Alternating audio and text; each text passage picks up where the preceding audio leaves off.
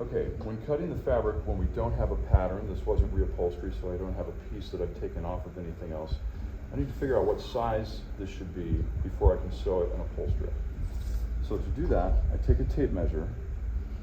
And normally we take a tape measure like this, but that's got resistance. So I'm going to turn it upside down because it'll bend the way it's supposed to. And I'm going to come back here and I'm going to see that's about 12 inches will give me plenty of fabric on that direction. Let's do it backwards this way.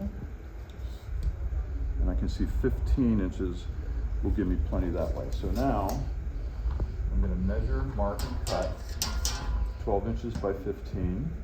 This fabric has no pattern, so I'm not going to worry about that. So I'm going to draw a line. I could also be using a T-square ruler to get that square, but I'm going to put 2 marks. I'm going to make my mark. Now this is on the back side of the fabric. So now I've got 15 inches by 15 inches. So I need 12 inches. 12. 12. Make my mark.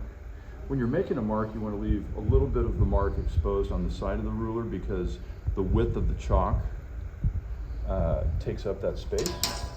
And now I have the size of my pattern. I'm going to get the basic square cut, and then we're going to get the seams. Very exciting watching fabric being cut, I know. Pop some popcorn. What I did there was a rip cut. I didn't have to cut every time because I was applying pressure against the fabric and the sharpness of the blade actually started cutting the cross threads. A little faster way of cutting if your scissors are sharp and if you can do that easily.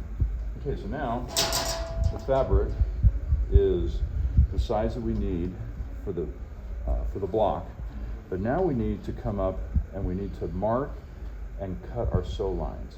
Now this is important to remember that you need a 1/2 inch on each side. So if we measure our block and with the padding, we have about 4 inches. So we need to make sure that we cut it 5 inches so that there's a 1/2 inch on each side of that seam.